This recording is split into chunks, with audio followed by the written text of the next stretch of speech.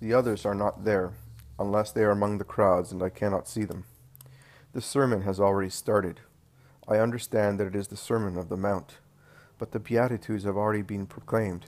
I would say that the sermon is drawing towards the close, because Jesus says, "Do that, and you will receive a great reward, because the Father who is in heaven is merciful to good people, and he knows how to give you 100-fold to one. So I say to you," there is much excitement among the people who crowd around the path leading to the tableau. The people closest to Jesus turn their heads round. Everybody's attention is distracted. Jesus stops speaking and turns his eyes in the same direction as the others. He is serious and handsome in his dark blue tunic, his arms folded on his chest, while the first rays of the sun, rising above the eastern peak of the hill, shine on his head. "Make room, you plebeians," shouts the angry voice of a man. "Make room for the beauty who is passing." And 4 dandies, smartly dressed, come forward, one of whom is certainly Roman, because he is wearing a Roman toga. They are carrying Mary of Magdala, still a great sinner, triumphantly on their hands crossed to form a seat. And she smiles with her beautiful mouth, throwing back her head and her golden hair, which is all plaits and curls, held by precious hairpins and a pale gold leaf strewn with pearls, which encircles the upper part of her forehead like a diadem, from which small light curls hang down to veil her splendid eyes, made larger and more seductive by a refined makeup. The diadem disappears behind her ears under the massive plaits at the back of her snow-white, completely bare neck, and her nakedness extends much farther than her neck. Her shoulders are bare down to her shoulder blades, and her breast is even more so. Her dress is held on her shoulders by 2 little gold chains. It is completely sleeveless. Her body is covered, so to say, by a veil, the only purpose of which is to protect her skin from sunburn. The dress is of a very light fabric, and when she throws herself back out of affection against one or the other of her lovers, she seems to be doing so completely nude. I am under the impression that the Roman is the one who she prefers, because she glances and smiles at him more frequently, and rests her head on his shoulder. "The desire of the goddess has been satisfied," says the Roman. "Rome has acted as a mount for the new Venus. Over there is the Apollo you wanted to see. Seduce him, therefore, but leave some crumbs of your charm also to us." Mary laughs, and with an agile, provoking movement, she jumps to the ground, showing her small feet shod in white sandals, with golden buckles, as well as a good length of her leg.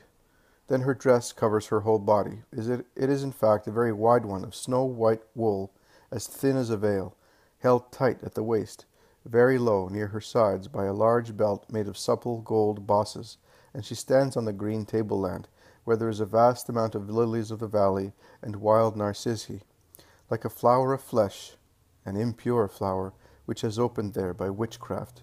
She is more beautiful than ever. Her tiny purple lips seem a carnation opening on the whiteness of her perfect set of teeth. Her face and body would satisfy the most exacting painter or sculptor, both because of her complexion and her figure. With her broad breast, her perfectly sized sides, her naturally supple, slender waist as compared with her sides and breast, she does look like a goddess, as the Romans said, a goddess sculptured in a light pinkish marble, on the sides of which a fabric is draped and then hangs in front in a mass of folds. Everything has been devised to please. Jesus stares at her, and she defiantly resists his look while she smiles and twists lightly as the Roman tickles her, running on her bare shoulders and breast a lily picked among the grass. Mary, with affected indignation, lifts her veil, saying, "Have respect for my innocence," which causes the 4 to burst into a guffaw.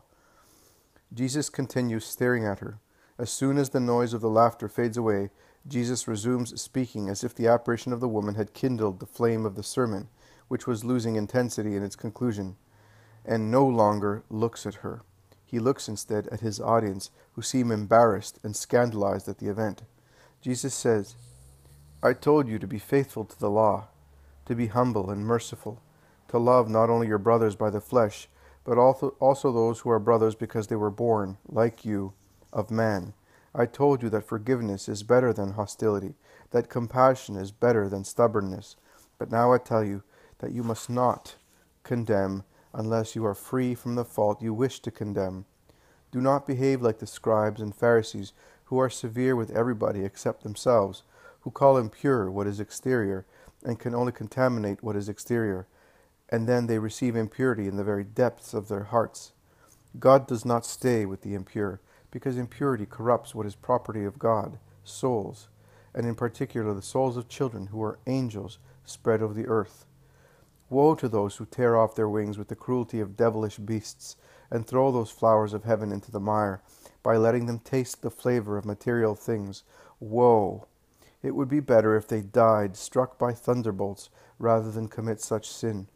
Woe to you, rich and fast-living people, because it's among you that the greatest impurity thrives, and idleness and money are its bed and pillow.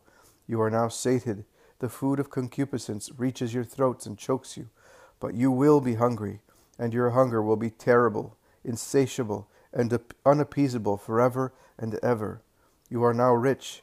How much good you could do with your wealth. Instead, you do so much harm both to yourselves and to other people. But you will experience a dreadful poverty on a day that will have no end. You now laugh. You think you are triumphing, but your tears will fill the ponds of Gehenna, and they will never cease. Where does adultery nestle? Where does the corruption of young girls hide? Who has 2 or 3 licentious beds, in addition to his own matrimonial one, on which he squanders his money and wastes the strength of a healthy body given to him by God, that he may work for his family, and not to wear himself out through filthy unions, which place him below unclean beasts? You heard that it was said, You shall not commit adultery. But I tell you that he who looks at a woman lustfully, that she who wished to go with a man, has already committed adultery in his or her heart, simply by that. There is no reason which can justify fornication, none, neither the abandonment, nor the repudiation of a husband, nor pity for the repudiated woman.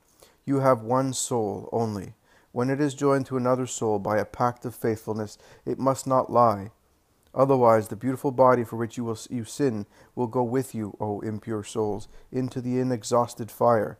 Mutilate your body rather than kill it forever by damning it. Come to your moral senses, O rich men, verminous sinks of vice, so that you may not disgust heaven.